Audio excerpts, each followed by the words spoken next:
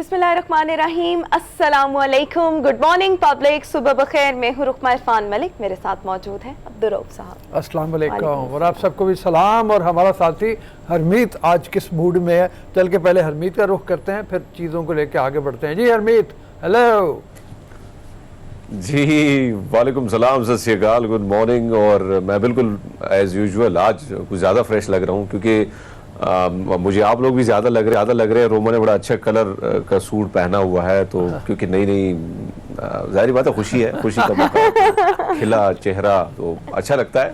हाँ, और आपकी भी दस्तार आज का मुबेश उसी टेंट और शेड में है जिस कलर का मैंने ड्रेस पहना हुआ। तो हरमीत को मुबारक हो बहुत बहुत। हरमीत के जनाब शहर में 35 रुकनी काबीना उसने हल्फ उठा लिया। आपको मिनिस्टर बहुत सारे मुबारक हो।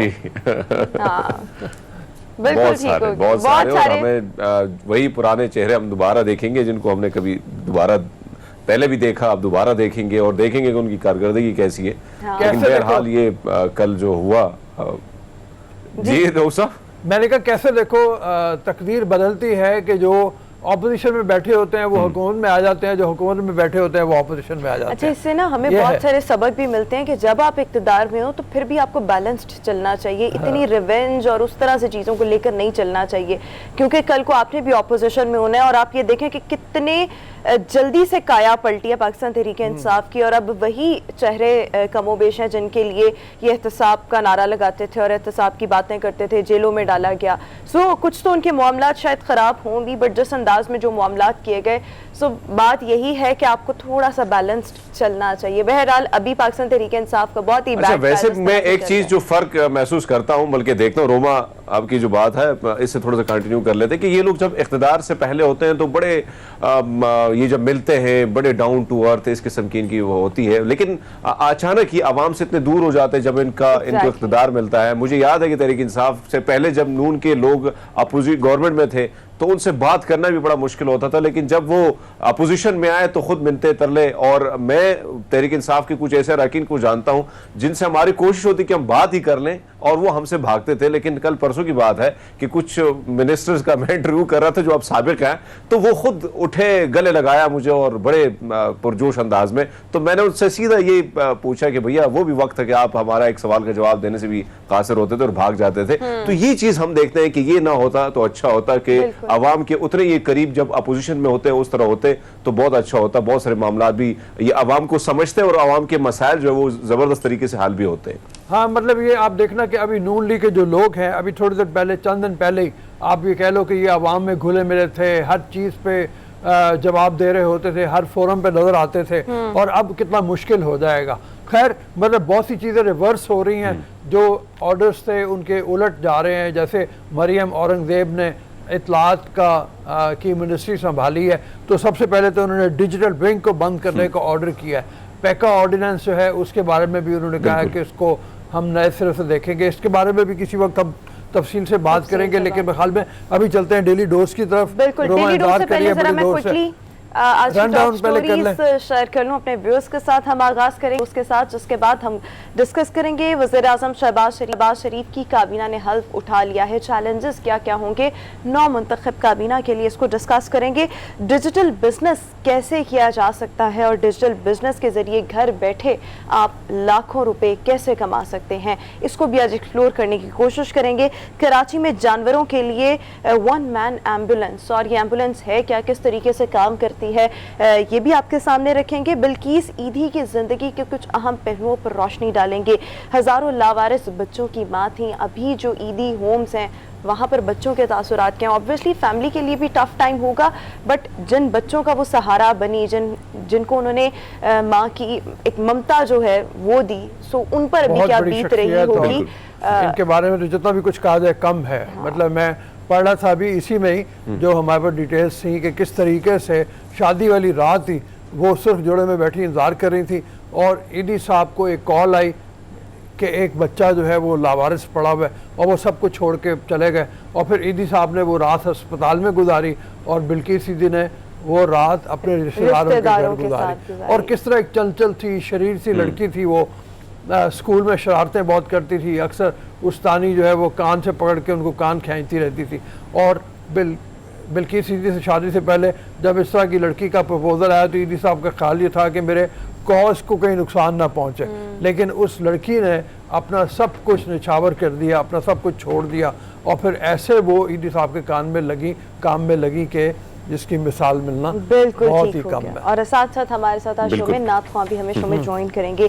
डेली रोज के साथ हम आगाज करते हैं और डेली स्टोरी हमारे पास जनाब इस हवाले से है जब बच्चे पैदा होते हैं तो उनका नाम रखना एक बहुत ही ज़्यादा इंटरेस्टिंग मरहला भी होता है, मुश्किल मरहला भी होता है। और फिर ऐसे में अगर हम पाकिस्तानी कल्चर की बात करें तो यहाँ पर बहुत से आपके रिश्तेदार ऐसे होते हैं जो चाहते हैं कि हम बच्चों का नाम रखें, बहन भाई पेरेंट्स चाहते हैं, लड़ाइयाँ हो जाती हैं। हालांकि मेरा ख्याल है में लड़ाइयाँ हो जाती कि ये डोमेन जो है, ये इख्तियार जो है वो मियाँ बीवी का है। नाराजगियां हो जाती हैं बहुत सारी। और मियाँ बीवी में भी सबसे पहले बीवी का राइट है, क्योंकि वो जिस तकलीफ से जिस फेज से गुजरती है, फिर बहरहाल मियाँ बीवी म्यूचुअल अंडरस्टैंडिंग से डिसाइड कर लें और अगर वो किसी को इख्तियार दें खुशी के साथ तो वो एक अलग चीज़ है। बट एनी हाउ यहाँ पर प्रॉब्लम्स होते हैं। बाहर के ममालिक में मेरे ख्याल में उस तरह से प्रॉब्लम्स नहीं होते, बट बाहर के ममालिक में अगर देखा जाए प्रॉब्लम्स जहाँ पर कम है, वहीं पर जो हमारी स्टोरी है वो ये है जनाब कि बाहर न्यूयॉर्क में एक ऐसी खातून है जिनकी उम्र 33 इयर्स है और वो दूसरों के बच्चों का नाम, उनके जेनेटिक जो चीज़ें हैं उनको देख के उनका परफॉर्मा देती हैं फिल करने के लिए, और इसके साथ साथ उनका सर नेम, फैमिली नेम देख के नाम सजेस्ट करती हैं और इससे लाखों रुपए कमा रही हैं। सो मेरे ख्याल में ये मुझे नहीं पता कि वो किस अंदाज में नाम चूज करती होंगी, बट हम पाकिस्तानी कल्चर में देखें यहाँ पर हर एक के कोई रूहानी पेशवा होते हैं, कोई स्पिरिचुअल एफिलिएशन होती है और फिर आप उनसे डिस्कस करते हैं, वो कोई ना कोई वैसे इस्लाम के साथ मैच करके और वो फिर नाम। अच्छा, वैसे रोमा ये चीज हमने देखी है कि बहुत सारे कुछ लोग ऐसे होते हैं ना कि उनको नामों के हवाले से, मुझे अपने गांव का एक प्रोफेसर याद है जिसके पास वो कोई मजहबी पेशवा नहीं थे, एक प्रोफेसर थे, बड़े पढ़े लिखे इंसान थे, तो लोग अक्सर, बल्कि मेरी फैमिली भी जो है वो भी उनके पास जाती थी, बल्कि पूरा गांव जो था अक्सर उनसे नामों के बारे में पूछते थे कि बच्चे का नाम रख रहे तो क्या रखते। तो ये एक चीज हमने देखी कि कई लोग बहुत ज्यादा एक्सपर्ट होते हैं और बड़ा प्यारा सा नाम दे देते हैं बच्चों को, तो ये भी एक चीज हम देखते हैं। बाहर दुनिया में ये थोड़े से ज्यादा, ये रिवाज थोड़ा ज्यादा है कि वहाँ पे लोग कोशिश करते कि कैसा नाम हो के उसकी पर्सनालिटी आगे जो है उसके साथ वो मैच भी करे, और कोशिश ये होती है कि वो जो एक्सपीरियंस वाले बंदे होते हैं तो वैसे बच्चे को देख के वो इसी तरह नाम भी दे देते हैं। तो ये चीज़ हमने बाहर दुनिया में बहुत ज़्यादा देखी है। वैसे अच्छा हरमीत, यहाँ पर मैं एक और बात मेंशन करना चाहूँगी, शायद रऊफ साहब इससे अग्री करें। ये कहा जाता है कि जो बच्चों का नाम रख दिया जाता है, और ये बड़ा सोच समझ के रखना चाहिए, उस नाम का इम्पैक्ट टिल डेथ, वो बच्चा फिर जब वो बड़ा होता है तो उसकी पर्सनालिटी पर बहुत ज़्यादा इफेक्ट करता है। न्यूमरोलॉजी वगैरह के जो एक्सपर्ट हैं एस्ट्रोलॉजी के, ये कम से कम इस बात में बिलीव करते हैं और वो ये कहते हैं कि असरात उसके पड़ते हैं, और इसी वजह से बहुत से लोग हमारे मुल्क में ऐसे हैं जो इन लोगों से जाके एस्ट्रोलॉजिस्ट से मदद लेके और फिर बच्चे का नाम रखते हैं। लेकिन जैसे मैंने कहा कि ज़्यादातर जो है अब कम से कम रिवाज यही हो गया कि माँ बाप फैशन के मुताबिक नाम रखते हैं, जो ज्यादा गर्दिश कर रहा है नाम। लेकिन मैं और एक चीज़, मतलब अगर मैं पाकिस्तानी कल्चर में देखूं तो एक और चीज़ बहुत ज़्यादा कॉमन है कि नाम रख लिया और किसी शख्सियत के नाम पर रखा, फिर थोड़ी देर से बाद चेंज किया कि भाई बच्चा बीमार रहता है, गिरता है, क्योंकि नाम बहुत भारी है। सो मेरे ख्याल में शायद बड़ों की जो बातें होती हैं वो सही होती हैं, शायद ये चीज़ें एग्जिस्ट करती हों, कुछ ना कुछ ऐसा होता हो। लेकिन बहरहाल इन खातून का जिनका हम जिक्र कर रहे हैं ये लाखों रुपए कमाती हैं, और मैं देख रही थी कि पाकिस्तानी रुपीज़ में अगर वो अमाउंट कन्वर्ट की जाए तो वो 18 लाख भी बनती है। यानी आप सिर्फ एक नाम सजेस्ट करके ये काम कर सकते हैं। सो ये एक अलग प्रोफेशन है जिसमें देखने वाले शौकिया जा सकते हैं। और यह है कि अगर आप एक्सपर्ट हैं तो आप भी लाखों रुपए कमा सकते हैं, आप भी इस तरह की कोई वेबसाइट के ऊपर एडवर्टाइज कर रहे हैं। हाँ, लेकिन फिर आपका कोई ना कोई आपके काम में डाइवर्सिटी होनी चाहिए, मुनफरद होना चाहिए, वरना लोग आपके पास क्यों आएंगे। तो और जो आप नाम रखें तो फिर उनमें कोई मजेदार बात हो, फिर बच्चे जो हैं उनकी पर्सनालिटी भी थोड़ी डिफरेंट हो। मेरे ख्याल में ये चीजें होंगी तो तब ज्यादा लोग अट्रैक्ट होते हैं। एनी हाउ, इसी के साथ हम अपनी अगली स्टोरी की तरफ आएंगे, और इंतहाई मसरूफ राइटर्स के लिए एक अनोखा कैफे किधर है? जापान में है। जापान कंटिन्यू करें सर। हाँ, मतलब वो ये कि एक जापान में रेस्टोरेंट है जो इंतहाई मसरूफ लखारियों के लिए, जैसे ये पहले बता दिया रोबा ने, कि वहाँ पे वो तमाम लोग जो अपने मुसवदे पे काम कर रहे हैं, अपनी किताब पे काम कर रहे हैं, आगे लेके चलना चाहते हैं, वहाँ पे रेस्टोरेंट बनाया गया है जहाँ पे आप सिर्फ $1 और कुछ सेंट्स दे के आप वहाँ पे आधे घंटे के लिए बैठ सकते हैं, पर आवर के हिसाब से आप वहाँ पे बैठ सकते हैं। आपको अपनी खाने पीने की चीज़ें भी ले जाने की इजाज़त है। मुझे इससे याद आ रहा है कि हमारे यहाँ लाहौर में 2 रेस्टोरेंट्स बड़े इंपॉर्टेंट होते थे जहाँ पे राइटर बैठा करते थे। एक तो पार्कली हाउस जो अब एक यादगार के तौर पे रह गया हुआ है, लेकिन कोई ज़माना ऐसा था कि हम लोग गवर्नमेंट कॉलेज से निकलते थे, पाकिस्तान का कौन सा बड़ा अदीब है जो वहाँ पे नहीं पाया जाता था। इंतज़ार हुसैन हो जाएं, जी मतलब ये कि आप अमजद इस्लाम, अमजद हाँ, ये तमाम लोग जो है वहाँ पाए जाते थे, नासिर काज़मी, तमाम लोग वहाँ पे बैठे होते थे और सस्ते दामों चाय मिलती थी और आप 2-4 कप पी के मतलब पूरा दिन गुजार देते थे। रेस्टोरेंट के मालिक को भी इस बात से गरज नहीं थी कि वो कितनी कमाई करता है, उसको इस बात से गरज थी कि यहाँ पे राइटर्स आते हैं। तो ये जापान ने भी अनोखी बात की है, वहाँ पे उन्होंने राइटर्स कैफ़े इस तरह के बनाए। वैसे मैं एक बात बताऊँ, दुनिया में तकरीबन इस तरह के तो नहीं, लेकिन बहुत से मुल्कों में ऐसे रेस्टोरेंट्स मौजूद हैं जहाँ पे राइटर्स, आर्टिस्ट, LA में मुझे याद है जहाँ पे उनके फिल्म स्टूडियोज़ हैं, वहाँ पे भी इस तरह के रेस्टोरेंट्स मौजूद हैं जहाँ पे एक्टर्स, राइटर्स वगैरह सारे बैठे होते हैं। आप जाओ तो आपको वो उनकी पहचान। और सब हमने देखा है कि माजी में जितने भी बड़े बड़े लिखारी गुजरे हैं या लिखारी हैं या पढ़ा लिखाई के साथ ज़्यादा उनका शौक है, तो कहीं ना कहीं उन्होंने बैठक लगाई ज़रूर है। फराज साहब जो है वो इस्लामाबाद होटल में बैठक उनकी लगती थी, जिसका जिक्र आप भी कर चुके हैं, बल्कि हम भी काफ़ी दफ़ा सुन चुके हैं। ऐसे कई जगहों में जो है सैदपुर विलेज में एक रेस्टोरेंट है, वहाँ पे भी लिखारियों की वो लगती थी बैठक। लेकिन अब आहिस्ता आहिस्ता वो चीज़ें जो हैं हम देख रहे हैं पाकिस्तान में कम से कम वो ख़त्म होती जा रही है। पता नहीं मसरूफियात ज़्यादा हो गई हैं या लोगों की दिलचस्पी कम हो गई है, शायद ये भी वजूहात हो सकती है। असल में मेरे ख्याल में शायद लिखने वाले भी बहुत कम रह गए हैं और पढ़ने वाले भी बहुत कम रह गए हैं। पढ़ने वाले तो मेरे ख्याल में बहुत ही रेयर हैं। लेकिन इसी के साथ साथ मैं एक चीज़ यहाँ पर ऐड ये करना चाहूँगी कि आजकल मुझे ये एनवायरनमेंट बहुत अच्छा लगता है कि अक्सर मेरे अपने घर के पास बहुत ज़बरदस्त किस्म के रेस्टोरेंट्स और कैफ़ेज़ और इस तरह से हैं। अक्सर जब आप वहाँ पर रात 10-11 बजे के बाद जाते हैं, सो वहाँ पर मैं आउटडोर कैफ़ेज़ की बात नहीं कर रही, अच्छे वाले कैफ़ेज़ जो इंडोर सिटिंग प्रोवाइड करते हैं, तो वहाँ पर कोई ना कोई स्टूडेंट, कोई ना कोई बच्चा, कोई ना कोई बिजनेस से वाबस्ता शख्स जो है वो किसी कॉर्नर में बैठ के एक कप कॉफ़ी पी रहा होता है, चाय पी रहा होता है और साथ साथ लैपटॉप पे अपना काम कर रहा है या नोट्स बना रहा है। तो मुझे ये चीज़ बड़ी अच्छी लगती है और वहाँ पर एनवायरनमेंट जो है ये मैंने अपने घर के पास बहुत देखा है। मुझे नहीं पता कि बाकी जगहों पर क्या मामला है, तो मुझे ये चीज़ बहुत अच्छा। एक और चीज़ मैं थोड़ी सी ऐड करना चाहूँ कि ई लाइब्रेरी का क़याम हुआ था नवाज़ साहब की जब गवर्नमेंट थी, और बड़ा कमाल का, क्योंकि एक आप देखें तो मुख्तलिफ पार्कों में जो लाइब्रेरी बनी है, अब भी वो दोबारा मेरे ख्याल में फिर तहरीक इंसाफ ने कुछ दिन के लिए बंद की थी लेकिन दोबारा स्टार्ट की, तो वो बड़ा खूबसूरत सा माहौल होता है। आपको सारी चीज़ें प्रोवाइड भी हैं, पार्क का वो व्यू भी बड़ा प्यारा आ रहा है, साथ में आपको इंटरनेट के साथ साथ किताबें भी बड़ी पड़ी होती हैं। तो मैं वहाँ पे भी ये देखा है, बड़े लोग ज़्यादा शौकीन हजरात जो हैं ज़्यादा जाते हैं और वहाँ पे अक्सर उनका यही मशगुला जो है वो रहता है। बिल्कुल ठीक आपने कहा। इसी के साथ हम अपनी लास्ट स्टोरी की तरफ आएंगे डेली डोज की, और वो मैं चाहूँगी ज़रा हरमीत को इम्तिहान में डाला जाए।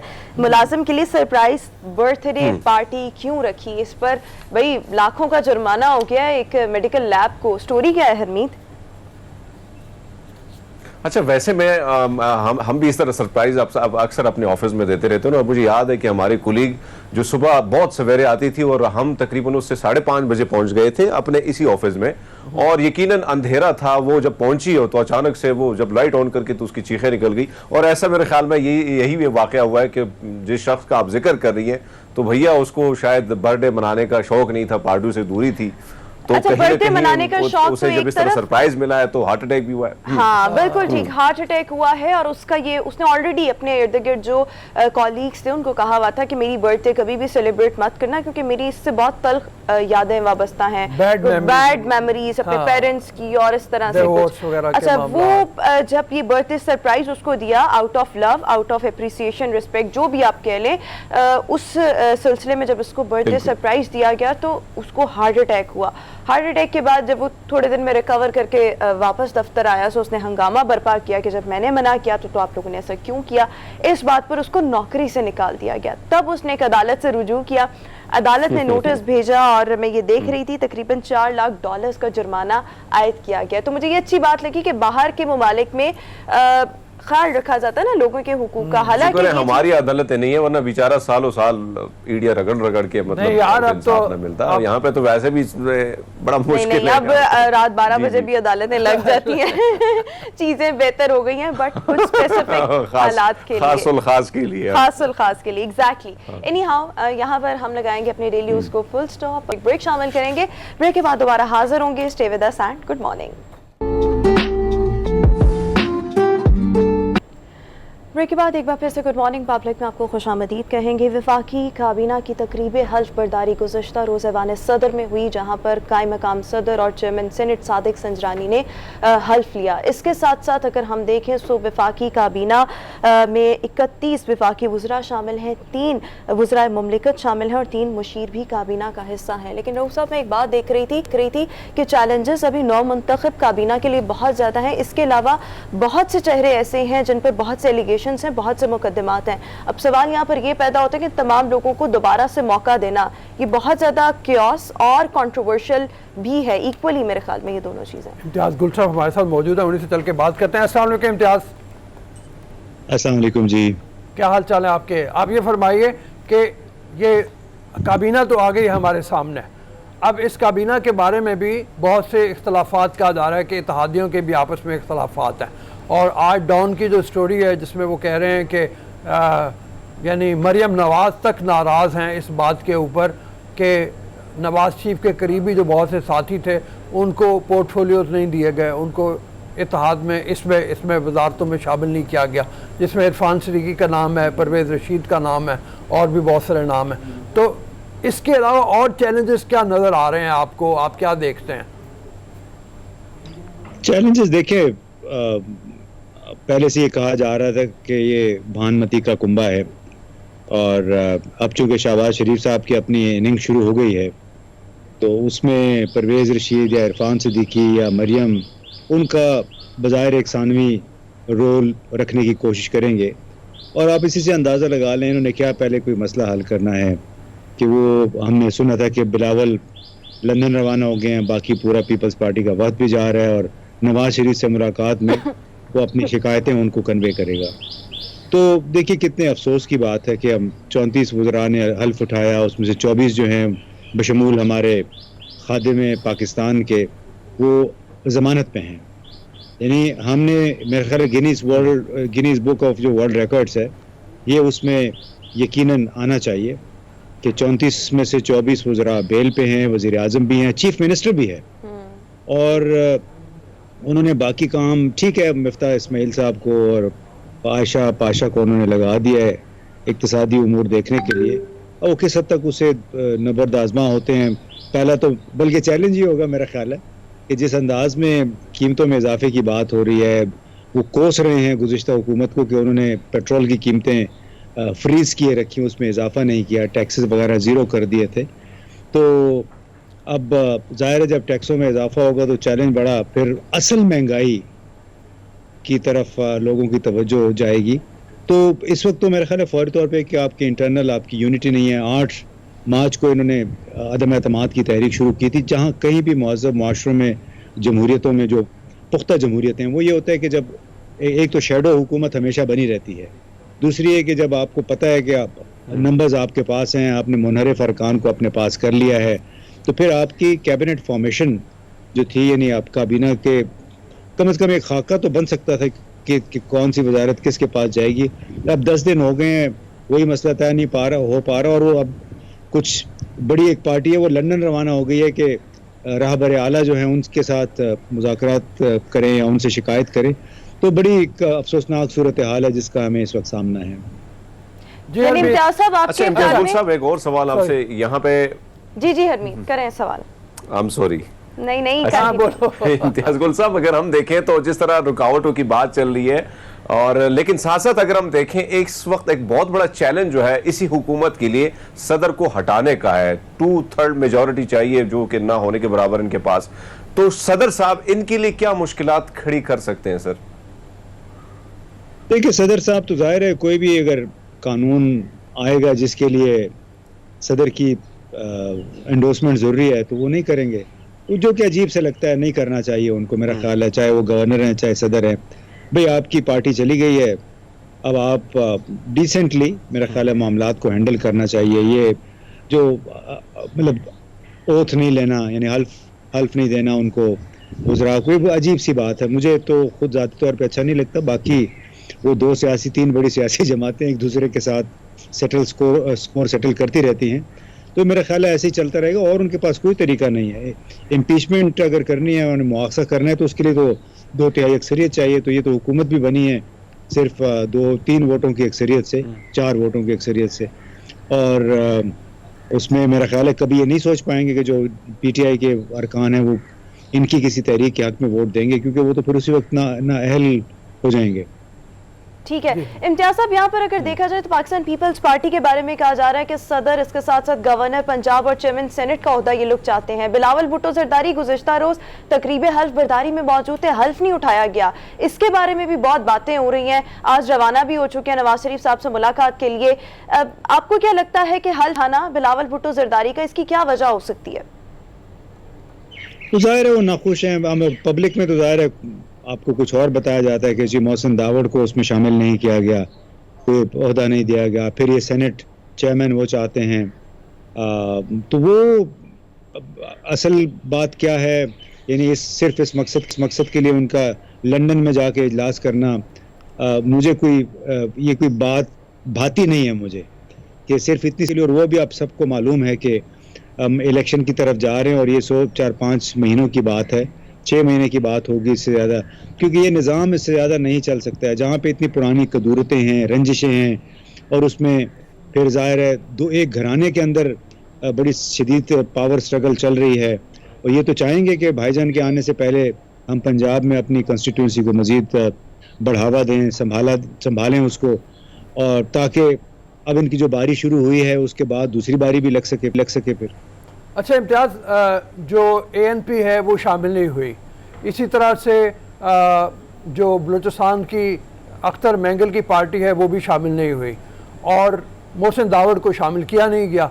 इससे हम क्या मतलब ये समझें कि अभी भी बाज़ मुख्तदर ताकतें जो हैं वो ख़िलाफ़ हैं उन लोगों की शमूलियत के, और इसके ऊपर इख्तलाफात आपस में पार्टियों के भी पाए जाते हैं, क्योंकि जरदारी साहब ये कह रहे हैं कि मैं गारंटर था और मेरी गारंटी थी कि इनको शामिल किया जाएगा, जबकि ये शामिल नहीं हो रहा।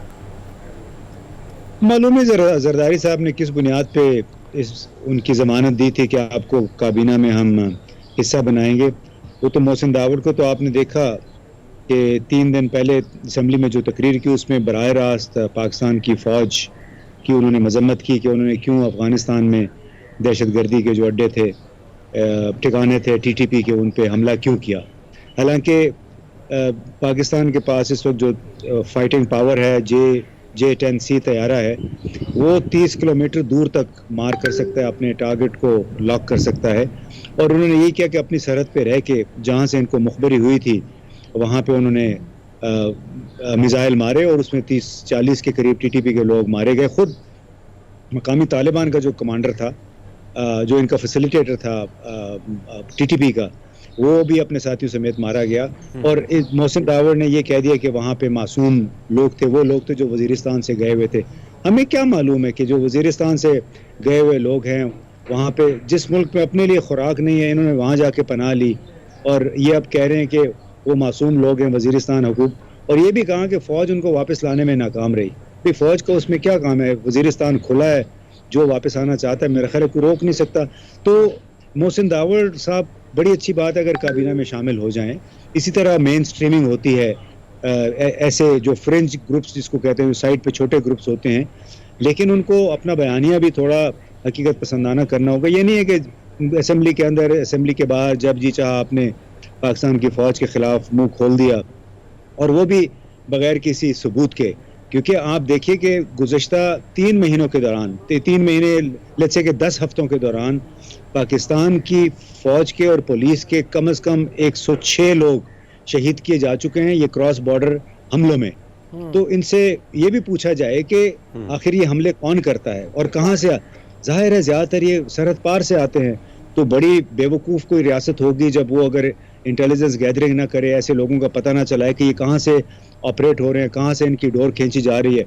और जब पता चलेगा तो उनको तो मार पड़ेगी। अमेरिका ने 15,000 किलोमीटर दूर से आके यहाँ अफगानिस्तान की ऐसी तैसी कर दी। इराक के साथ उन्होंने क्या अशर किया, क्योंकि उनका ये ख्याल था कि उनकी सिक्योरिटी को खतरा है। अब वो अलग बात है कि उनकी ये वाली आर्गुमेंट किस हद तक मजबूत थी, लेकिन हमारे पास बड़ी मजबूत दलील है कि हमारे सिर्फ 10 हफ्तों के दौरान देखिए कितने 12 हफ्तों के दौरान इतने लोग शहीद हुए हैं, उसके अलावा 200 लोग मारे गए हैं मुख्तलिफ हमलों में।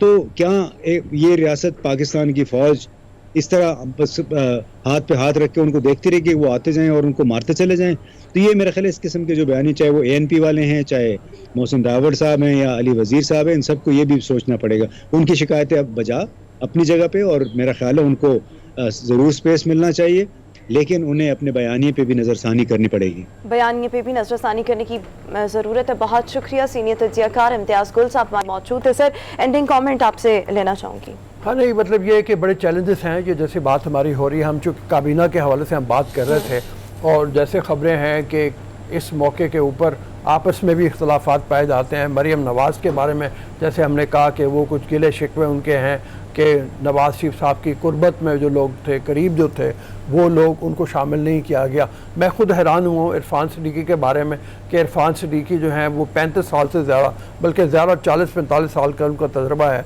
एजुकेशन का और सहाफ़त का, तो उनको नहीं शामिल किया गया और उनको वजारत नहीं दी गई, और राना तनवीर हुसैन को वजारत तालीम दे दी गई, वो ज़्यादा कैपेबल थे। इसी तरह परवेज़ रशीद के बारे में भी आ रहा है कि उनको शामिल किया जाना चाहिए था। तो मेरे ख्याल में शायद अगले मरहले पे आके जब ये इख्तलाफात इंटर पार्टी जो हैं वो ख़त्म हो जाए, पीपल्स पार्टी के साथ स्मूथ हो जाए ताल्लुकात, बाकी पार्टियों के साथ हो जाए, फिर शायद अंदर की पार्टी को भी देखा जाए। बिल्कुल ठीक हो गया। शायद खाकान अब्बासी ने ज्वाइन नहीं किया, हाँ, अभी तक ज्वाइन नहीं किया, वो भी शायद उनको रिक्वेस्ट की जाए तो वो भी शामिल हो जाए। बिल्कुल ठीक हो गया। इसी के साथ अभी हम शो में एक ब्रेक शामिल करेंगे, हाजिर होंगे एक ब्रेक के बाद। Good morning.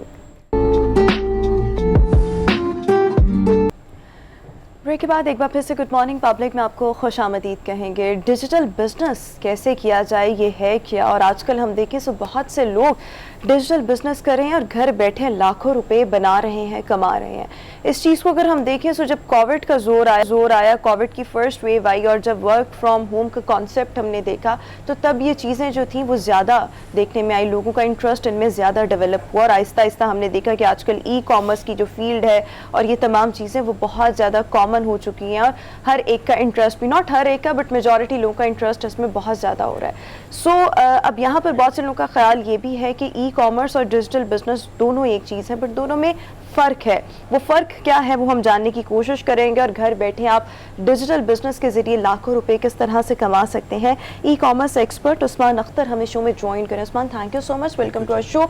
तो यहीं से आगाज़ करना चाहूँगी, इसकी डेफिनेशन बता दें कि डिजिटल बिजनेस है क्या? जी, डिजिटल बिजनेस बड़े आम अल्फाज में अगर समझें, जो बिजनेस हम डिजिटली करते हैं, लाइक हम अपने मोबाइल फ़ोन को यूज़ करते हुए करते हैं, इंटरनेट पे करते हैं, तो this is called a digital business. Digital business में आगे काफ़ी टाइप्स हैं। लाइक आप ई कॉमर्स बिजनेस करते हैं, ई कॉमर्स बिजनेस वो लाइक अपना जो बिजनेस है वो इलेक्ट्रॉनिकली आप अपना कोई बिजनेस करें, तो this is called e commerce business.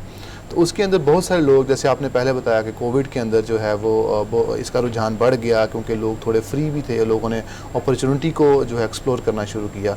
तो ई कॉमर्स बिजनेस जो है वो काफ़ी पाकिस्तान में काफ़ी मकबूल हुआ, और बहुत सारे लोग, लाखों लोग जो हैं वो पाकिस्तान में रहते हुए जो है वो डॉलर्स में कमा रहे हैं। जी, यहीं से चूँकि टाइम थोड़ा, लाखों रुपए कैसे कमाए जा सकते हैं घर बैठे?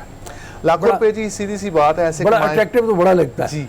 असल में ऐसा है जी, मैं आपको बताऊं, क्योंकि जो पाकिस्तान में जब रहकर लोग बाहर कमाते हैं तो बाहर की फॉरेन करेंसी में कमाते हैं। अगर हम थोड़ी करेंसी भी कमा लेते हैं, लाइक हम $1000 भी अगर हम कमाने में कामयाब हो जाते हैं, तो वो एक अच्छे पैसे बन जाते हैं पाकिस्तान में रह के। अब पाकिस्तान में रहकर हम लोग जो है वो ज़्यादा प्रमोट करते हैं अमेज़ॉन सेलिंग्स को। अमेज़ॉन सेलिंग में होता है कि अमेज़ॉन जो है वो 188 कंट्रीज़ के लोगों को अलाउ करता है कि वो पाकिस्तान से अपना अकाउंट बना सकते हैं। तो हम लोगों को इनकरेज करते हैं कि आप अमेज़ॉन पर जाएं। अमेज़ॉन दुनिया की सबसे बड़ी मार्केट प्लेस है। लाइक उसकी जो पाकिस्तान का बजट तकरीबन $45 बिलियन है, उसकी टोटल सेल्स तकरीबन 360 बिलियन से ज़्यादा है पर ईयर। तो हमें क्या है, हमें पाकिस्तान में रहते हुए हम लोग रीसेलिंग को प्रमोट करते हैं कि आप वहाँ पर जो प्रोडक्ट्स बिक रही हैं उनको रीसेल करें। तो एक आम इंडिविजुअल जो घरों में रहकर, ख़वातीन या जो बच्चे जो भी मतलब पढ़ रहे हैं, they can start their business very easily. उसमें ये होता है कि वो कामयाब हो जाते हैं, थोड़ा सा भी मतलब डॉलर्स अगर कमा लें, पाकिस्तान में आते हैं तो कन्वर्जन अच्छी बन जाती है, तो वो एक अच्छी अमाउंट जो है वो कमा सकते हैं। ठीक है जी। हरमीत,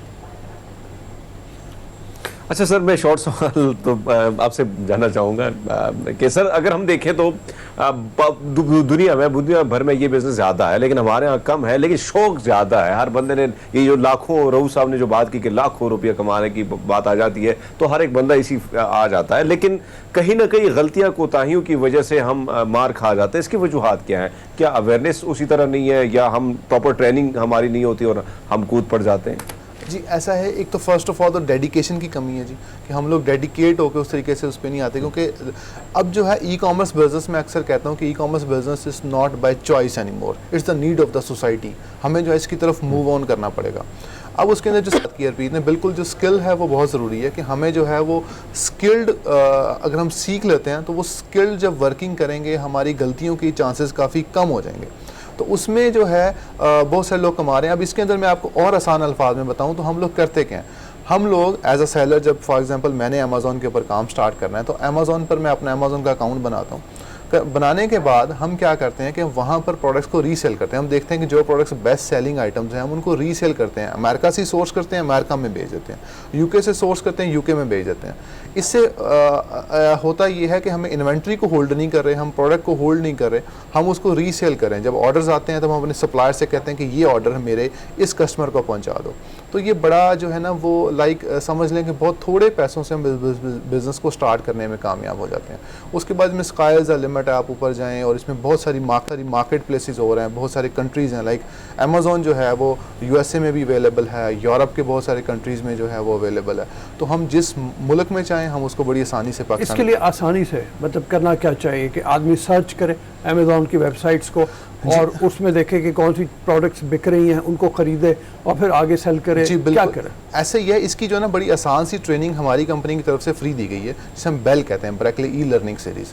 उसको अगर कोई पर्सन घर बैठकर साइन अप कर ले, सिर्फ वो 7-8 वीडियोज़ हैं कोई 2-2 घंटे की, तो उसमें बड़ी डिटेल से बताया हुआ है, उसमें क्वेश्चन को भी आंसर किया हुआ है। तो एक इंडिविजुअल, बहुत सारे लोग उन वीडियोज़ को देख कर ही इनेबल हो चुके हैं और वो जो है इससे ऑलरेडी उन्होंने अर्निंग जो है वो स्टार्ट कर दी है। अच्छा उस्मान, एक चीज़ मैं यहाँ पर चाहूँगी कि आप देखने वालों को भी थोड़ा सा क्लियर करते हैं कि ये लाखों रुपए बहुत अट्रैक्टिव लगते हैं, बट ये इतना आसान है नहीं कि आप सोच रहे हैं कि लाखों रुपए कमा सकते हैं तो इतना इजी है। इसके लिए बेबी स्टेप्स है। जहाँ तक मैं ई कॉमर्स को जानती हूँ, बहुत से लोगों ने 2-2, 3-3 साल लगाए हैं और वो बड़ा मुश्किल था उनके लिए स्टार्ट में, और वो एकदम उस लेवल पर, सर्टेन लेवल तक नहीं पहुंचे। बहुत छोटे छोटे काम करते थे जो कि आम लोगों के लिए बड़ा मुश्किल होता है करना, कि क्लाइंट ढूंढना, उनको कायल करना कि आप ये प्रोडक्ट खरीदें, इसका रिव्यू दें। ये इसके बिल्कुल छोटे छोटे स्टेप्स हैं, तो ये इतना आसान है नहीं। प्लस ई कॉमर्स में आप तब आए जब आपका एप्टीट्यूड हो। आपका एप्टीट्यूड नहीं, कैपेबिलिटी नहीं, तो फिर आप कुछ नहीं कर सकते। जी बिल्कुल ऐसे इंटरेस्ट होना बहुत जरूरी। लेकिन मैं आपको एक बात बताऊं, क्योंकि मैं इस फील्ड से मेरा ताल्लुक है, तो मैंने बहुत सारे लोग इसमें जो है वो जीरो से स्टार्ट होते हुए मैंने ऊपर तक देखे हैं। इसमें बहुत सारे लोग जो हैं वो लाखों रुपया कमा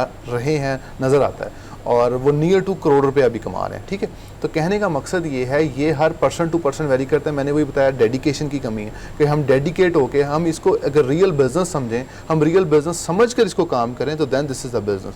हम इसको जो है पार्ट टाइम ना समझें, हम ये मत समझें फुल टाइम जॉब दिस, जी बिल्कुल, हम फुल टाइम समझें कि हमने इसको बिजनेस को लेकर चलना है, तो हम इसमें ज़रूर कामयाब हो सकते हैं। और ऑब्वियसली जो आपने बेबी स्टेप की बात की, हर बिजनेस के अंदर बेबी स्टेप्स लेना बहुत ज़रूरी है। हम पहले से ये मत टारगेट करें कि जी हमने जो है वो लाखों रुपया पहले माह से शुरू कर देना है। ऑब्वियसली पहले हमें जो है वो अपनी लर्निंग उस लिहाज से करनी पड़ेगी, स्किल होना पड़ेगा। देन जो है इसमें आप स्टेप बाय स्टेप आगे जाते जाएं, आपको बहुत सारे जो है वो लोग इसमें लाखों रुपया। अच्छा, यहाँ पर मैं एक और चीज़ ऐड करना चाहूँगी, साथ ही साथ उस्मान का शुक्रिया अदा करूँगी। Usman, thank you so much, आपने हमारे शो के लिए वक्त निकाला। कि अक्सर जब बच्चे आजकल मैं देख अच्छी खासी अर्निंग भी करें, लेकिन वर्क फ्रॉम होम करते हैं तो फिर उनको कोई सीरियस नहीं लेता, समझते हैं कि ये पता नहीं क्या काम कर रहा है, दफ्तर तो जाता नहीं है, तो कोई उनको सीरियस ले ही नहीं रहा होता। हालांकि ऐसी बात नहीं होती। अभी हम शो में एक ब्रेक शामिल करेंगे, ब्रेक के बाद दोबारा हाजिर होंगे।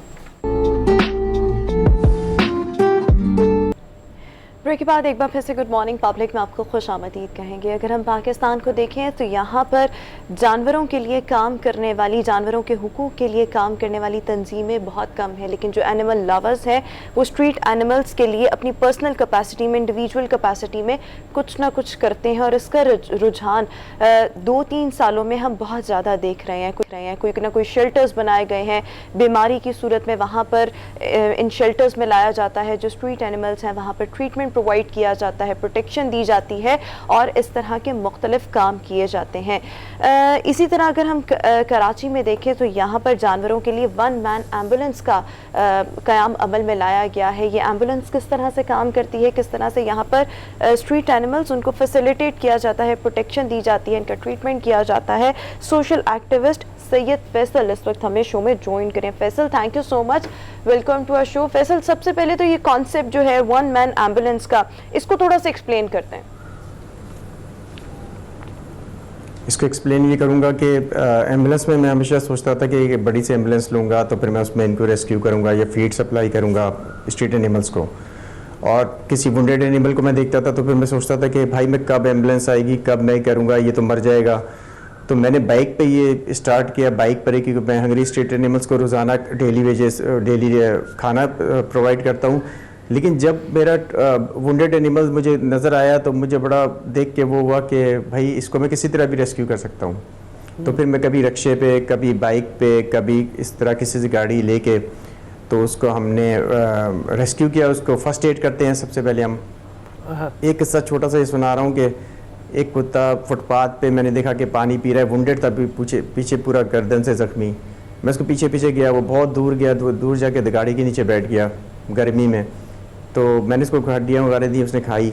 तो इतनी तकलीफ़ में वो इतने दूर जाके पानी पी रहे, तो जो लोग सामने रह रहे हैं 5 घर 10 घर हैं, वही नहीं देख रहे कि यार इसके आगे पानी रख दें। तो ये कि अगर एनिमल तकलीफ़ में है और आप तकलीफ़ में, तो आप कोशिश करें कि आप जब अपनी तकलीफ़ दूर कर सकते हैं तो एनिमल्स की भी तकलीफ़ दूर कर सकते हैं। मखलूक का ख्याल करें। ठीक है। अच्छा, आप पूरे कराची में घूमते रहते हैं इसी के लिए कि देखने के लिए कि कहाँ पे कोई है? लोग आपको कॉल करते हैं, बुलाते हैं, बताते हैं कि जनाब हमारे इलाके में इस तरह से कोई जानवर ज़ख्मी है या बीमार है, तो उसको आप पहुँचते हैं। आपका तरीक़ेकार क्या है? बिल्कुल ऐसे ही होता है। देखिए, मैंने देखा जो हमारा ये तक कॉन्सेप्ट हमारा है बेज़ुबान की आवाज़। बेज़ुबान में जानवर आते हैं। हमारे जो टीम, एक मैंने पूरी टीम बनी है, उसमें डॉटर्स हैं, दुख्तर। मेरी जो हम काम करते हैं टीम का नाम दुख्तर है। सारी लड़कियां, और लड़कियां ज़्यादा काइंड होती मैंने देखा एनिमल्स के मामले में, लोगों के मामले में। तो इसीलिए यही लड़कियां ही मेरे ज़्यादा कांटेक्ट करती हैं कि भाई आप ये एक वुंडेड यहाँ पड़ा हुआ है, इसको आप रेस्क्यू कर लें, क्योंकि उनकी ख्वाहिश मैं पूरी करता हूँ। वो नहीं पहुँच पाती, लेकिन मैं पहुँच के एज ए राइडर उनका काम आसानी कर देता हूँ उनके लिए भी। ठीक है जी हरमीत। अच्छा फैसल, ज़ाहिर बात है कि एक बहुत बड़ा काम आप कर रहे हैं, बेज़ुबानों की आवाज़ आप बन रहे हैं, और ज़ाहिर बात है मुश्किल काम भी है। तो इस सारे काम को निभाते एक तो ये बताइए कि टीम भी आपके पास है, तो सपोर्ट जो है कहाँ से? क्योंकि ज़ाहिर बात है कि हर जगह जाना, पहुँचना, अप्रोच करना ये आसान काम नहीं है। तो पीछे से कोई, ज़ाहिर बात है कि कोई सपोर्ट है, सपोर्ट कहाँ से मिलती है, थोड़ा सा उसके बारे में बताइएगा। सपोर्ट अगर आपकी विल होना तो, इसलिए कि ये तो लेफ़्ट ओवर खाते हैं एनिमल्स। मैं शादी हॉलों से, बिरयानी सेंटर से या कहीं से भी जाके लेफ़्ट ओवर कलेक्ट करता हूँ और फिर उनको देता हूँ। या मैं किसी फंक्शन में जाता हूँ तो उनको पता होता है, सबको पता होता है कि भाई ये जो लेफ़्ट ओवर ये फैसल को देना है क्योंकि ये एनिमल्स की मदद करते हैं, तो सब बड़े खुश होते हैं। और ये एक सदका जारिया भी है। आप अपने मरहूमीन के लिए जो इंतकाल कर गए उनके लिए आप ये सदका जारिया कर सकते हैं। जैसे कि अभी बताऊं, मैं पूरी कराची में कोशिश कर रहा हूँ कि मैं नेस्ट लगा रहा हूँ चिड़ियों के लिए, घोंसले।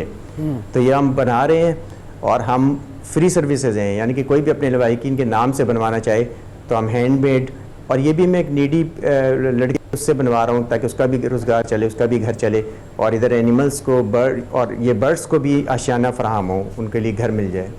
अच्छा फैसल, आपने ये काम कब स्टार्ट किया, ये एम्बुलेंस कब इसको कायम किया, और ये भी बताइएगा कि आपकी मोटिवेशन क्या थी, आपको ये ख्याल किस तरह से आया? और भी तो बहुत से लोग हैं नहीं ख्याल करते।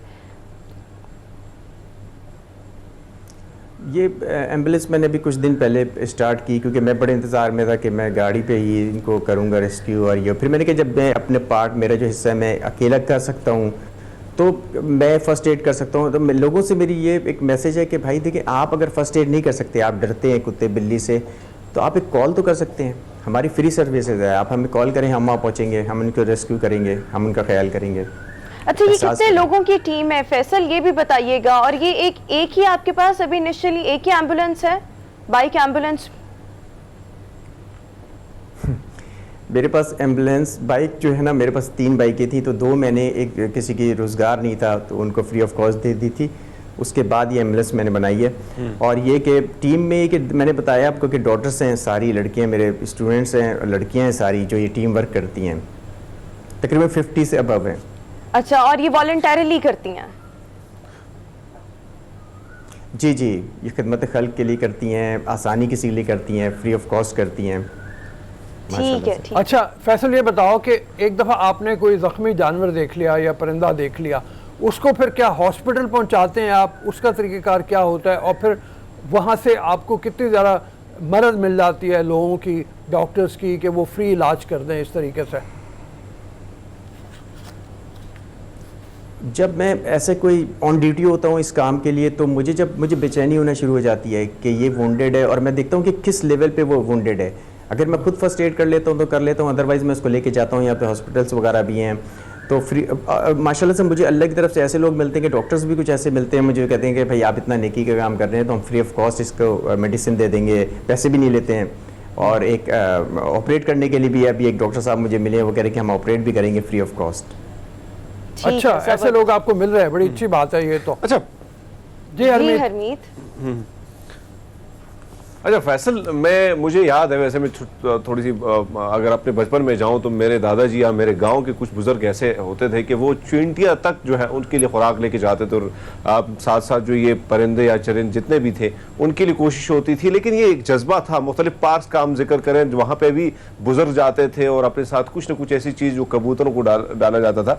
लेकिन अब हम देखते हैं कि जो नौजवान नस्ल है, अब आपको हम देख रहे हैं तो कहीं ना कहीं आप मोटिवेशन आपको मिली और आप यहाँ पे आए, लेकिन बहुत कम ये जज्बा अब नौजवानों में पाया जाता है। इसकी वजूहात क्या है और इस तरफ दोबारा आने के लिए क्या करना होगा?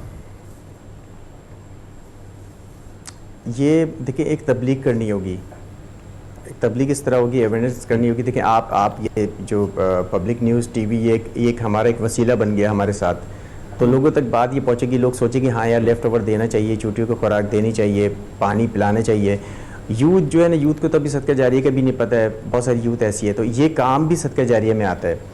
तो इंशाल्लाह ये काम बढ़ता जाएगा। जैसे आपने मुझे कांटेक्ट किया, इसी तरह मुझे इंडिपेंडेंट उर्दू से जुनैद शाह सूरी साहब ने मेरी रिपोर्ट की पूरी ये काम की, तो इंशाल्लाह अच्छे लोग मिलते रहेंगे और काम बढ़ता रहेगा, और लोग हमें ज्वाइन करें, डॉक्टर्स हमें पूरे पाकिस्तान से ज्वाइन करें, तो नेकी बढ़ती जाएगी। अच्छा फैसल, एक और बात कि आजकल जिस तरह से सोशल मीडिया का टाइम चल रहा है और आपकी बहुत सी चीज़ें, आपको बहुत सा फ़ायदा इनफैक्ट सोशल मीडिया से होता है, आपको नहीं लगता आपने जो इनिशिएटिव लिया है आपको इसको थोड़ा बहुत प्रमोट करना चाहिए? थोड़ा बहुत क्या, जितना आप मैक्सिमम कर सकते हैं सोशल मीडिया पर, और फिर आप लोगों में ये भी अवेयरनेस दें कि घर के लेफ़्ट ओवर्स हैं, किसी रेस्टोरेंट के लेफ़्ट ओवर्स हैं, या केटरिंग वाले जितने भी होते हैं लेफ़्ट ओवर्स सारे आपको दिया करें। एटलीस्ट मतलब कराची से तो आपको ये चीज़ें मिल सकती हैं। इसके लिए आपको सोशल मीडिया का अगर सहारा लेना पड़े या मुख्तलिफ अवेयरनेस कैंपेन्स चलानी पड़े जो कि बहुत फ़ायदेमंद होगी। इंशाल्लाह होगी। देखिए असल में मैं कहीं भी जाकर के लेफ़्ट ओवर लेता हूँ ना, तो मुझे कोई भी, मैंने नहीं देखा कि मुझे कोई इनकार करे, ये अल्लाह की तरफ से होता है। लेकिन लोग हंसते हैं, लोग हंसते हैं कि यार ये कौन बंदा है यार ये। अच्छा, मैं एक शादी हॉल से जब बैग भर के लेके निकल रहा हूँ, ये हड्डियों के, लोग समझ रहे हैं अपने घर के लिए बिरयानी लेके जा रहा है पार्सल, तो इस पर मैं कहता हूँ यार मैं तो जानवर के लिए खाना लेके जा रहा हूँ। अच्छा फैसल, एक और चीज़ देखें, हर चीज़ जो भी आप काम कर रहे हैं, ठीक है, ये एक फलाही काम है, जानवरों के हुकूक के लिए काम है, तो ये आपको ये चीज़ें इस तरह इनर सेटिस्फेक्शन बहुत ज़्यादा देती हैं, लेकिन इसके लिए आपको अपना भी कुछ ना कुछ रोज़गार वगैरह सेटल करना पड़ता है। वो होगा तो फिर आप इन चीज़ों पर भी तवज्जो दे सकते हैं। और डेफिनेटली अभी जिस तरह से आप बात कर रहे हैं कि लेफ़्ट ओवर्स लेते हैं या इस तरह, लेकिन कहीं ना कहीं आपकी अपनी अमाउंट भी इस पर स्पेंड होती होगी, तो आप खुद क्या करते हैं और जो एडिशनल अमाउंट उसमें रिक्वायर होती है वो किस तरह से मैनेज करते हैं? मैं ऐसे करता था कि मैं पहले जो शॉप्स पे जाता था तो मैं देखता कि शॉप्स कीपर जो हैं, जो इनके लिए भी एक मेरे मैसेज है कि इतना भूखा रखते हैं जानवरों को, परिंदों को ख्याल नहीं करते हैं। तो मैं उन शॉप्स पे जाता हूँ, उनके लिए खाना अपनी तरफ से लेके जाता हूँ, किसी के लिए घास है, खरगोश है, कुछ है, ये तो उन शॉप्स पे मैं जाके प्रोवाइड करता हूँ, ताकि वो नहीं कर पा रहा है तो कम से कम मैं तो खाना प्रोवाइड करता हूँ शॉप्स पे भी जाके। और अगर वहाँ कोई वुंडेड होता है या ज़ख्मी होता है तो मैं उसको ख़रीद लेता हूँ कि मैं इसको सही कर दूँ। तो इसमें ये है कि हमारी, मैंने आपको बताया कि हमारी जो मेरी एक डिस्ट्रीब्यूशन है, फूड डिस्ट्रीब्यूशन का काम है मेरा, जो एनिमल्स की, बर्ड्स की फूड डिस्ट्रीब्यूशन है। जब बर्ड्स की फूड डिस्ट्रीब्यूशन करता हूँ डोर टू डोर, तो उसमें मुझे इनकम होती है माशाल्लाह से, और नेकी भी होती है, सवाब भी होता है, तो उसी से मैं जो मुझे प्रॉफिट होता है तो इन कामों में लगाता हूँ। ठीक है, बहुत जबरदस्त मेहरबानी, काम, बहुत नेक काम है। नेक काम इंसानों है। के हुकूक के लिए तो बहुत लोग काम करते हैं, लेकिन जानवरों के लिए काम सिर्फ ज़्यादा फैसल के आपको चाहिए, कराची में और भी ऐसी ऑर्गेनाइजेशंस हैं जो इस तरह के काम कर रही हैं, उनके साथ आपके लिंकेजेस डेवलप होने चाहिए ताकि मिलजुल के आप लोग काम करें और इस काम में और बेहतरी आ सके। अभी हम ब्रेक की तरफ चलेंगे। बिल्कुल, थैंक यू सो मच बिल्कुल, फैसल, इंशाल्लाह। आपने हमारे शो के लिए वक्त निकाला। अभी हम ब्रेक शामिल करेंगे, ब्रेक के बाद दोबारा हाजिर होंगे।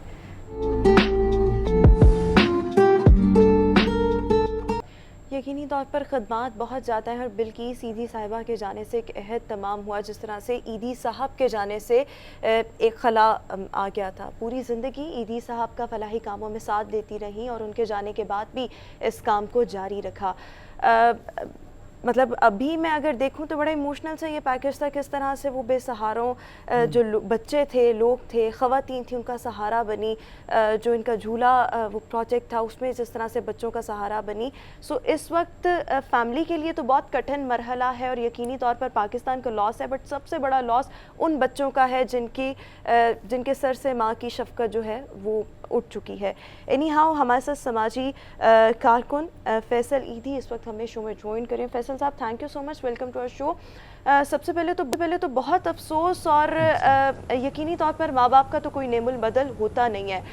आपसे भी बहुत अफसोस, लेकिन ये जानना चाहेंगे जो ईदी होम्स के बच्चे हैं उनके क्या सेंटिमेंट्स हैं, उनके क्या तासुरात हैं?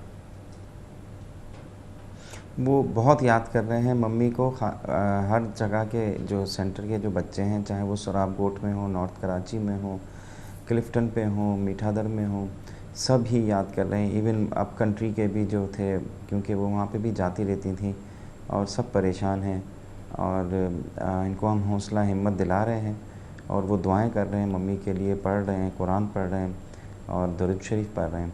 और हम अपनी जो है वो जो दिलासा दे सकते हैं, उनको हिम्मत दे सकते हैं, हम दे रहे हैं। हम खुद ही जो है वो टूट गए हैं, तो उनको भी हम कोशिश कर रहे हैं कि जो है वो हिम्मत में आ जाए। फैसल, इसमें कोई शक नहीं है कि जो खिदमात उनकी हैं वो हमेशा याद रखी जाएंगी।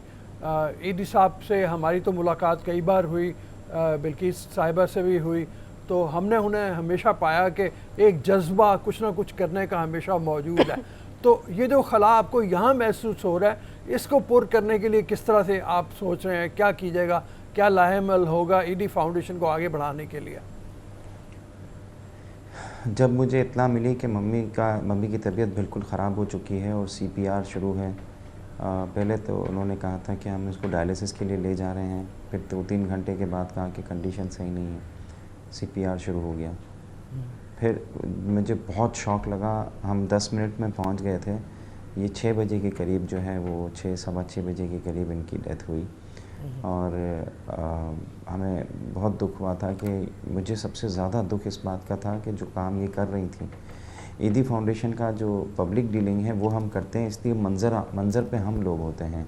मम्मी एक खामोश कारकुन की हैसियत से 90% काम इस इदारे का वो चला रही थी। सारे ईदी होम्स में उनको सारी चीज़ें ज़रूरत पूरी करना, उनकी बातें सुनना, उनकी हर चीज़ की देखभाल करना, सारे सिस्टम चलाना, टीचर्स की अपॉइंटमेंट करना, स्कूल के सिस्टम को चलाना।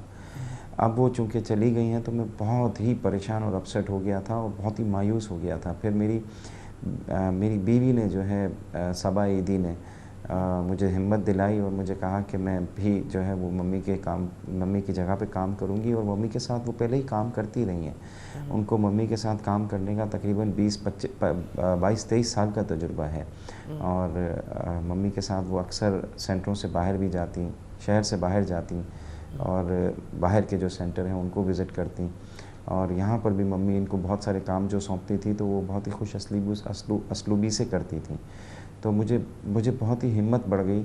और मैं दुआ करता हूँ अल्लाह ताला से कि अल्लाह इसके दिल में वो जज्बा डाल दे और इसको हिम्मत दे और इसको कामयाब करे, ताकि ये जो हज़ारों लावारिस माजूर, लावारिस बच्चे, बच्चियाँ, बड़ी उम्र के लोग, बुज़ुर्ग लोग, इनका जो एक मेरी माँ जो नेटवर्क पूरा चला रही थी उनको संभालने का, उन सब की माँ थी वो, उसकी जगह उसने ले तो ली है, 4 दिन हो गए, और वो चला भी रही है। और मैं जब देखता हूँ, मैं अपनी मम्मी के ऑफिस के बाहर खड़ा होकर जब देखता हूँ ना, वो सब काम कर रही है, तो मुझे खुशी भी होती है और अफसोस भी होता है। मेरी माँ नहीं है, मेरी माँ की जगह इसने ले ली है, लेकिन मुझे खुशी भी होती है कि ये चला रही है। अब सिलसिला फिर से शुरू हो गया है और रुका नहीं। बिल्कुल ठीक जी, है, हरमीत। अल्लाह ताला आप लोगों को और हिम्मत दे। जी हरमीत। फैसल साहब हाँ बिल्कुल, फैसल साहब इस दुख की घड़ी में पूरा पाकिस्तान नहीं बल्कि पूरी दुनिया आपके साथ है, क्योंकि अजीम थे वो लोग। इन दो अजीम हस्तियों के बारे में जितने भी अल्फाज का चुनाव करें बड़ा कम है। लेकिन अगर हम देखें तो मैं एक इंटरव्यू देख रहा था जिसमें ईदी साहब भी बैठे थे और बिल्किस साहिबा भी उनके हमरा थी।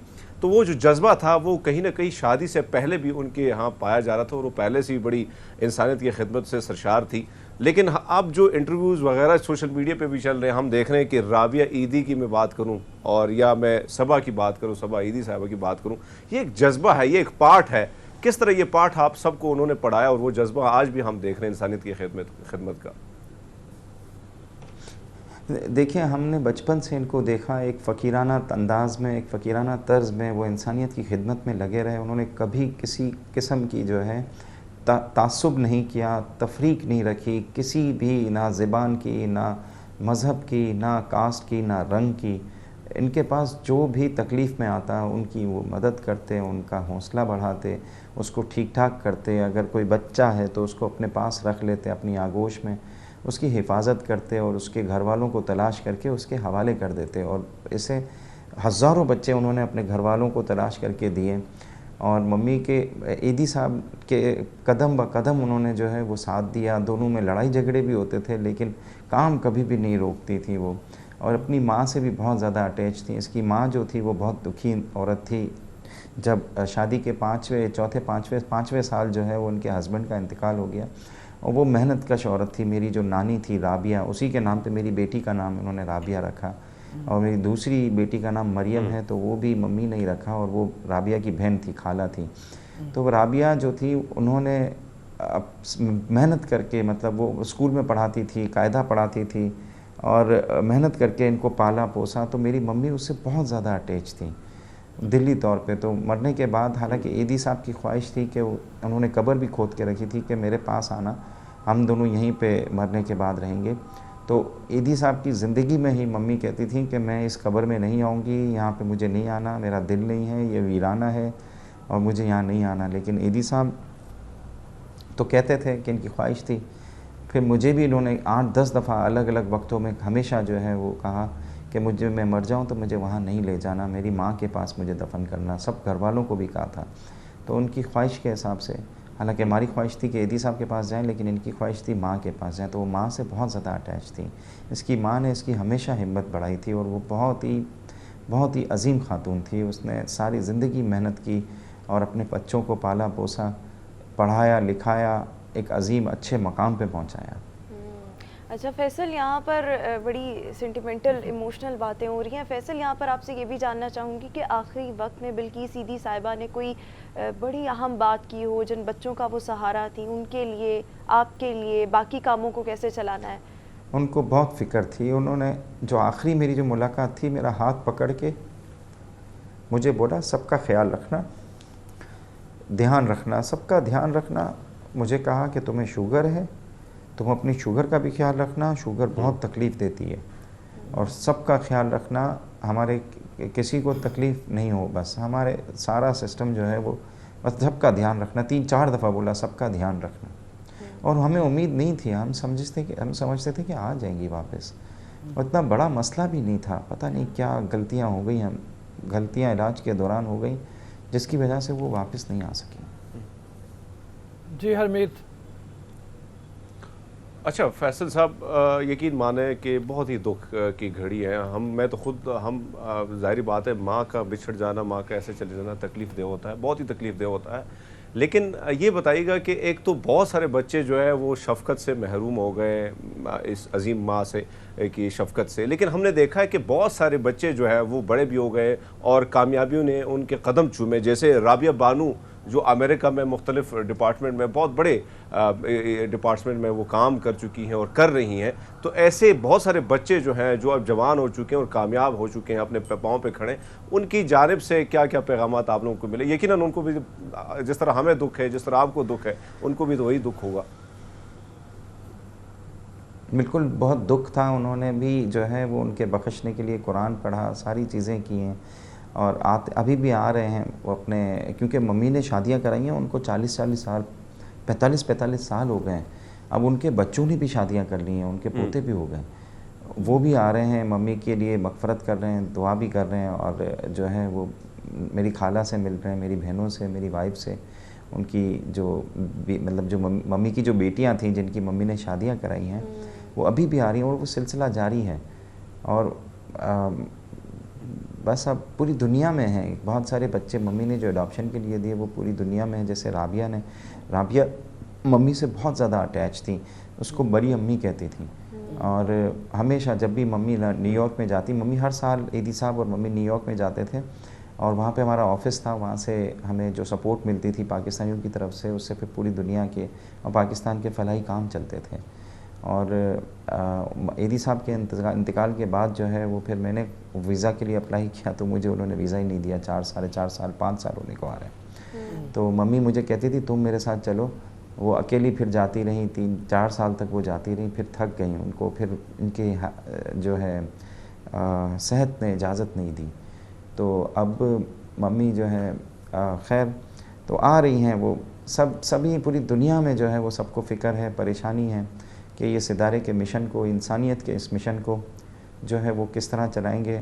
हम कोशिश पूरी करेंगे, अल्लाह हमें हिम्मत दे। अच्छा फैसल, एक और चीज़ आपसे जानना चाहूँगा, आपको याद होगा कि एक हाँ जी फैसल आपको याद होगा कि गीता नाम की जो लड़की थी जिसका ताल्लुक हिंदू फैमिली से था, उसको पाला पोसा, उसके लिए मंदिर बनाया, ये एक बहुत बड़ी बात थी, तनकीद भी हुई, लेकिन उन्होंने हिंदुस्तान में हमने देखा कि उसको पज़िराई भी मिली और परसों मैं देख रहा था कि हिंदुस्तानी चैनल पे भी उनको याद किया जा रहा था। लेकिन हम देख रहे हैं कि बच्चों के साथ उनकी भरपूर शफकत थी, जो गोद लिए बच्चे थे। एक माँ आपके साथ उसका किस तरह रवैया था? क्या सख्त था या उसी तरह नरम लहजा होता था? क्योंकि माँ कभी सख्ती भी बहुत कर लेती, कभी नरम भी होती, तो आपके साथ उसका एक कैसा ताल्लुक था? अक्सर औकात मम्मी मेरे पे हमेशा मेरे पे सख्ती रहती थी, क्योंकि मैं जो उल्टी सीधी इनकलाबी बातें करता था ना, तो वो पसंद नहीं थी। वो कहती थी नहीं करो, तुम्हें मार देंगे, ये जो दुश्मन हैं तुम्हारे, ये सब जो है ना ये ख़तरनाक हैं, गुंडे हैं, ये मार देंगे, इनकलाबी बातें नहीं किया करो। उस वजह से वो गुस्से में रहती थी, वैसे मोहब्बत बहुत करती थी। और लेकिन जब मुझे वो प्यार करती थी तो मुझे बहुत एहसास होता था, लेकिन अमूमन जब भी मैं जाता तो खैर हमारी बातें ऐसी होती थी, वो मुझे भगा देती थी और मना करती थी कि नहीं किया करो। अच्छा, और फिर जब भी बस अफसोस रहा मुझे कि मैं मम्मी को ज़्यादा टाइम नहीं दे पाता था, क्योंकि मैं जाता था तो मम्मी जो है वो उसकी वजह से मुझे डांटती थी कि नहीं करो, तो मैं मम्मी से दूर चले जाता था। अच्छा फैसल जी सर, फैसल ये बताइए कि इस वक्त आपके जो ये सारा सिस्टम है ये कितने एरियाज़ में फैला हुआ है? मतलब मौके से ज़रा थोड़ा सा मैं इस हवाले से कह रहा हूँ कि लोग जो मदद करना चाहें, जो ईदी के लिए आगे आना चाहें, वो आप ज़ाहिर जानना चाहेंगे कि आप कितना फैला रहे हैं, कितना काम कर रहे हैं, कितने इलाकों में फैला लिया अपने इस काम को, और आगे के मंसूबे क्या हैं, प्लान क्या हैं अब आगे? नहीं, 350 के करीब हमारे सेंटर्स हैं पूरे पाकिस्तान में। हमारे 3-4 बाहर मुल्कों में भी सेंटर्स हैं और एम्बुलेंस सर्विस है, बच्चों की गुमशुदगी की सर्विस है कि बच्चे गुमशुदा होकर हमारे पास आते हैं, हम उनके वर्सा को तलाश करते हैं, उनके हवाले करते हैं। और मतलब शेल्टर होम हैं। बस ये जैसे जैसे ज़रूरत पड़ती गई, ईदी साहब ने जो है ये चीज़ें खोलते गए, जहाँ पे महसूस किया कि मैं इस चीज़ की अब ज़रूरत है, तो हुआ ये इस तरह शुरू के 1951 में ईदी साहब ने पहली डिस्पेंसरी खोली। इस छोटा सा सेटअप था, फिर बाहर बाकड़ा लगा के 24 घंटे जो है वो वहाँ पे रहते। 1954 में जो है उन्होंने पहली हिलमैन सेकेंड हैंड एम्बुलेंस ख़रीदी, गाड़ी ख़रीदी, और उस हिलमैन गाड़ी पे जो है वो एम्बुलेंस चलाना सीखी और फिर 24 घंटे सेंटर जो था उसके बाहर बाकड़ा होता था, उस पर वो सोते थे। रात को 2 बजे, 3 बजे, 4 बजे लोग आते कि मेरी माँ की तबीयत ख़राब है, मेरे बाप की तबीयत ख़राब है, मुझे ले चलो, जल्दी से उनको हॉस्पिटल जाना है। तो वो ले जाते, और जब वो ईदी साहब को पैसे देते तो ईदी साहब मना कर देते कि नहीं, आपको अगर पैसे देने हैं तो हमारा चंदे का बॉक्स है, उसमें आप अपनी मर्ज़ी से जो भी डालना है डाल के चले जाना। तो वहाँ से ये ईदी साहब ने लोगों को चैरिटी करना सिखाई, और आज पाकिस्तान दुनिया का सबसे बड़ा चैरिटी देने वाला मुल्क है। और इसी तरीके से ईदी साहब ने लोगों को एजुकेट करना शुरू किया, बहुत सारी चीज़ें सिखाई, फिर उनको देखा देखी बहुत सारे इदारे बने, और हमारे बहुत सारी सर्विसेज हैं। आज पाकिस्तान में हमारे पास 5000 लावारिस और जो गुमशुदा लावारिस और बच्चे मौजूद हैं, बुज़ुर्ग हैं, ज़हनी माजूर हैं, जिनको कोई ले जाने वाला नहीं है। उनके घर वालों को हम तलाश भी कर लेते हैं तो वो मना कर देते हैं कि हम नहीं संभाल सकते, आप ही रखें। हमारे पास मौजूद है, उन सब की हिफाजत करती थी, और ये इसी तरह चलता रहेगा। अल्लाह करेगा तो अल्लाह हम सबको हिम्मत दे, और आवाम ने हमेशा हमारा साथ दिया है, और हम आवाम का जितना शुक्रिया अदा करें पाकिस्तान में, क्योंकि ये वाहिद इदारा है जो आवाम के चंदे पे चलता है। हम किसी से फंडिंग नहीं लेते। आज तक हमारी ईदी साहब के ज़माने से पॉलिसी थी, और आज भी हम उसी पॉलिसी पे अमल पेरा हैं। हमें आवाम इतनी मोहब्बत करती है, हमें चंदा देती है, भले कभी कम हो जाता है, कभी हो जाता है, लेकिन चलता है। हम कभी भी किसी और से भी कभी नहीं मांगते। बिल्कुल ठीक है। अच्छा फैसल साहब, यहाँ पर आपसे ये भी बात जानना चाहूँगी, जिस तरह से अभी आप लोग बहुत परेशान हैं, बहुत मुश्किल मरहले से गुजर रहे हैं कि आगे क्या होगा। इंशाल्लाह सिस्टम तो चलता रहेगा, लेकिन वक्ती तौर पर परेशानी भी है, गम भी है। यही सिचुएशन का सामना बिल्किस ईदी साहिबा को और आप सबको तब करना पड़ा होगा जब ईदी साहब इस दुनिया से रुखसत हुए। तो उस वक्त पर बिल्किस ईदी साहिबा ने आप लोगों की हिम्मत कैसे बांधी और ख़ुद कैसे स्टैंड लिया और इस तरह से तमाम सिस्टम को चलाती रही? वो भी एक मुश्किल वक्त था। मेरी माँ बहुत हिम्मत वाली ख़ातून थी, वो हर मुश्किल का सामना करती थी। मेरा उन्होंने बहुत हौसला बढ़ाया था, और मैं उस वक्त भी बहुत मायूस हो गया था और कि हम किस तरह चला पाएंगे। लेकिन चूँकि ईदी साहब कुछ अरसा अलील रहे थे, तो उस दौरान मैंने जो है वो चीज़ें इनकी मौजूदगी में, ईदी साहब की मौजूदगी में चलाना शुरू कर दी थी। तो इतना हमें मुश्किल नहीं हुआ। लेकिन मम्मी के इंतकाल में, क्योंकि मम्मी बिल्कुल ठीक थी, ऐसा कुछ भी नहीं था, छोटा सा ज़ख़म था और गलतियों की वजह से कुछ गलत दवाइयाँ दी गई। मम्मी का दिल जो है वो 20% काम कर रहा था, और ऐसे में एस्टेरॉइड्स नहीं दिए जाते हैं, तो बस वो गलती कर दी, और उन्होंने 30 गोलियाँ एस्टेरॉइड्स की दे दी, जिसने मेरी माँ के दिल को जो है वो अटैक कर दिया, और वो CHF में चली गई, कंजस्टिव हार्ट फेलियर में। और उससे भी निकला जा सकता था। पता नहीं क्या गलतियाँ हुई हमसे भी, या इलाज के दौरान बस अल्लाह ने एक बहाना किया, और बेचारी मासूम मेरी माँ, जो कि इसका दिल कमज़ोर था, उसको वो दवाइयाँ नहीं देनी चाहिए थी जो दी उन्होंने। अल्लाह उनको हिदायत दे, अल्लाह दूसरे मरीज़ों के साथ ये ना करें। फैसल, असल में बात ये है फैसल साहब कि बहाना बनना होता है। हर शख्स ने इस दुनिया से जाना ही है, तो वो एक्सेप्टेंस में टाइम लगता है, लेकिन हम सब ने भी इस दुनिया से जाना है, बड़ी अटल हकीकत है। लेकिन बहाना हर किसी का कोई ना कोई बनता है, लेकिन अल्लाह ताला आप सबको सब्र दे। सर, आपको बात करना बहुत ज़्यादा मतलब अपील भी लोगों से कि जहाँ जहाँ भी वो मौजूद हैं, प्रोग्राम देख रहे हैं, वो फातिहा पढ़ें बिल्किस ईदी के लिए, और उनके इस हाल के लिए दुआ जितनी भी हो सकता है करें। फैसल, बहुत मेहरबानी, बहुत शुक्रिया, थैंक यू वेरी मच। अच्छा लगा फैसल से बात करके, लेकिन अभी हम थोड़ा सा शो में आगे बढ़ेंगे, और हमारा जो शो है वो इख्तितामी मराहिल में दाखिल हो चुका है। अभी हम पाकिस्तान की लेजेंडरी सूफ़ी सिंगर आबदा परवीन का जो गाना आजकल बहुत ज़्यादा हिट है, ए मेरे मौला, उसका थोड़ा सा जिक्र इस तरह से करेंगे कि आपको दिखाएंगे भी। सलीम सुलेमान इंडिया के जो म्यूजिक डायरेक्टर्स हैं, उनके साथ कोलैबोरेशन से कंपोज किया इसको, और आबदा परवीन ने इसको गाया है। तो दोनों साइड पे ये बहुत ज़्यादा पॉपुलर हुआ है, और इसकी कई करोड़ में हिट्स हो गई हुई है, और ह्यूमैनिटी का इसमें मैसेज दिया गया है। तो रमज़ान के महीने में ये मैसेज जो है वो भी लोगों को बहुत पसंद आ रहा है। प्लस इसकी जो पिक्चराइजेशन है वो कुछ मुंबई में कुछ पार्ट किया गया, कुछ टोरंटो में किया गया, कुछ इस्लामाबाद में किया गया। वेरी नाइस, बहुत खूबसूरत, बहुत ही खूबसूरत है, बीट बहुत अच्छी है। और किस तरीके से देखो, मतलब उसको जो कंपोज किया है सलीम सुलेमान, हिंदुस्तान के बहुत ही बड़े म्यूज़िक डायरेक्टर्स में से हैं। और इससे पहले इनका एक वो जो था बिस्मिल्लाह, तेरे नाम से शुरू करो तेरा हम पे ख़त्म, हाँ, वो बहुत मशहूर हुआ था, बहुत पॉपुलर हुआ था। तो नूरे इलाही आप भी देखिएगा इसको और इन्जॉय कीजिएगा। बिल्कुल ठीक हो गया। इसी के साथ ही व्यूअर्स हमारा आज का शो अपने इख्तिताम को पहुंचा। इंशाल्लाह आपसे मुलाकात होगी कल। अपना बहुत सा ख्याल रखिएगा। हमें दीजिए इजाज़त। अल्लाह हाफ़िज़।